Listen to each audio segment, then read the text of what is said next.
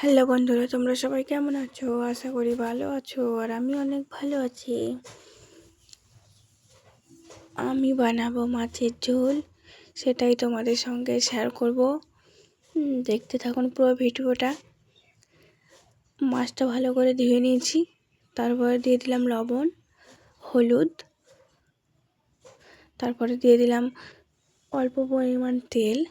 তেলটা দিলে ভালো মাখা হয়, মাছটার গায়ে হলুদ লবণটা ভালো করে মেখে যায়, তার জন্যে দিলাম তেল। আর আপনারা তো অনেকেই অনেক রকমভাবে বাড়িতে মাছ রান্না করে খান, কিন্তু এইভাবে মাছ রান্না করে খেয়ে দেখবেন কতটা টেস্টি হয় খেতে, অসাধারণ হয় খেতে।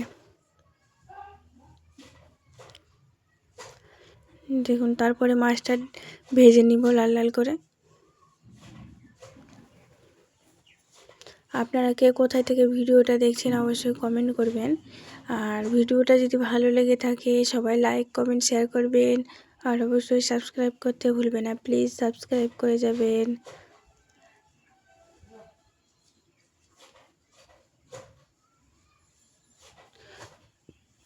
তোমরা সবাই কমেন্ট করে জানাবে কেমন হয়েছে রান্নাটা, তাহলে আমার খুব ভালো লাগবে। তারপরে পেঁয়াজটা ভেজে নিয়েছি, তারপরে দিয়ে দিলাম লবণ, হলুদ, তারপরে দিয়ে দিলাম লঙ্কা গুঁড়ো, তারপরে কেটে রেখেছিলাম টমেটোগুলো দিয়ে দিলাম। আর একটু ধোয়া ধোয়া হচ্ছে, আপনারা একটু কিছু মনে করবেন না, ভিডিওটা দেখতে থাকবেন। তারপরে দিয়ে দিলাম বাটা মশলা, মানে আদা আর রসুন।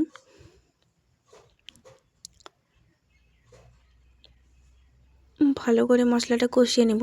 মশলাটা যত কষাবেন ততটাই খেতে সুন্দর হবে, এতটাই টেস্টি হবে। মশলা যত কষাবেন ততটাই টেস্টি হবে। মশলাটা দিয়ে কোনো গন্ধ বাড়াবে না, খেতে অসাধারণ হবে। আপনারা অবশ্যই একবার বাড়িতে এইভাবে রান্না করে দেখবেন কতটা সুন্দর হয় খেতে। আমার তো অনেক ভালো লাগে, তোমাদের কেমন লাগবে সেটা আমি বলতে পারবো না। দেখুন, ভালো করে আমি মশলাটা কষিয়ে নিয়েছি, টমেটোগুলা গলে গেছে। আমি চিৎকারটা দিয়ে একটু দেখছি, দেখুন টমেটোগুলো কীভাবে গলে গেছে।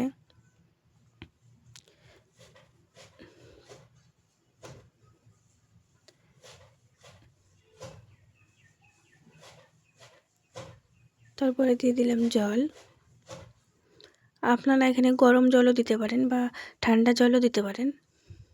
আমি এখানে দিয়েছি গরম জল, আপনারা চাইলে ঠান্ডা জলও দিতে পারেন। যার যেটাতে সুবিধা হবে সে সেটা করতে পারেন।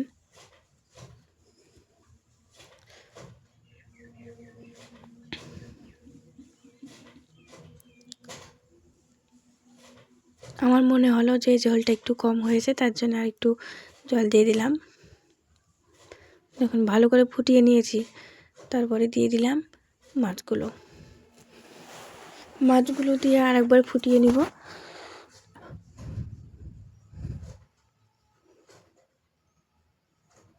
তারপরে দিয়ে দিলাম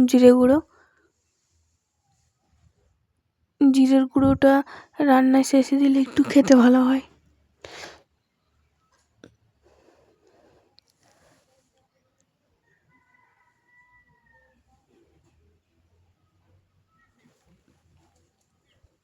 তারপরে নামিয়ে নিলাম।